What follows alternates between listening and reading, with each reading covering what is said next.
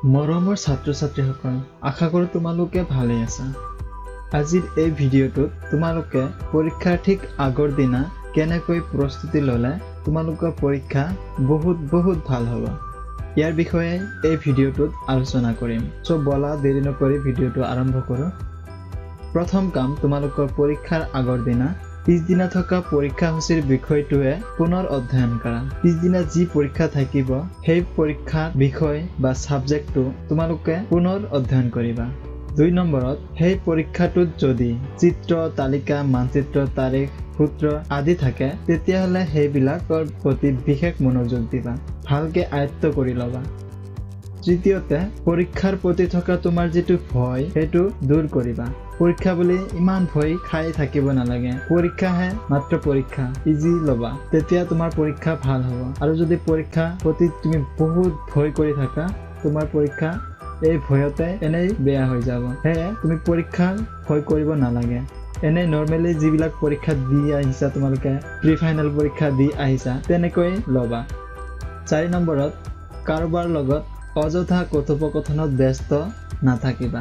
পৰীক্ষাৰ আগৰ দিনা কথোপকথনত ব্যস্ত থাকিলে তোমাৰ পঢ়াৰ প্ৰতি মন নাথাকিব, আৰু নপঢ়িলে বা তুমি পুনৰ অধ্যয়ন নকৰিলে তোমাৰ বহুত কিছু পাহৰি যোৱা যায়, আৰু সেইখিনি যদি পৰীক্ষাত আহি যায় বহুত বিপদত পৰিবা। 5 নম্বৰত, পৰীক্ষাৰ বাবে সম্ভাৱনীয় প্ৰয়োজনীয় সকলোবোৰ বস্তুৰ এখন তালিকা প্ৰস্তুত কৰিবা আৰু সেইবোৰৰ উপস্থিতি পৰীক্ষাকৰণ কৰিবা।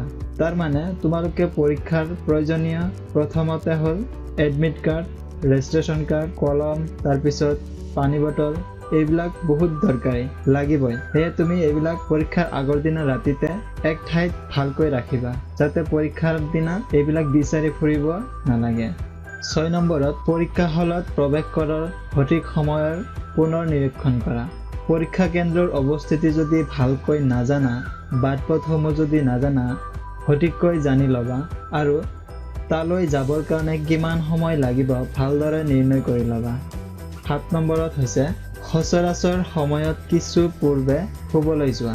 তুমি সচৰাচৰ যেতিয়া শুবলৈ যোৱা তাতকৈ অলপ আগতেই পৰীক্ষাৰ আগৰ দিনা শুবলৈ যাবা। পৰ্যাপ্ত পৰিমাণৰ টোপনি তোমাক পৰীক্ষাৰ দিনা বহুত সহায় কৰিব।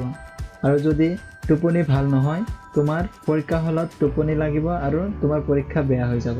8 নম্বৰত, ৰাতি লঘু আহাৰ খাবা, যাতে পৰীক্ষাৰ দিনা ৰাতিপুৱা শুই উঠি তুমি আলস্য অনুভৱ নকৰা। সেয়ে তুমি যিমান পাৰা কমকৈ লঘু আহাৰ খাবা।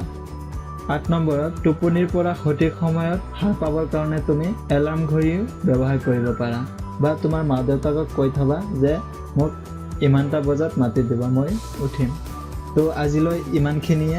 এইখিনি যদি তোমাৰ ভাল লাগিছে, তোমাৰ বন্ধুবোৰকো শ্বেয়াৰ কৰিবা, আৰু এনেকুৱা পৰীক্ষাৰ টিপছ আৰু কমন প্ৰশ্ন পাবলৈ এই চেনেলটো ছাবস্ক্ৰাইব কৰি ৰাখিবা।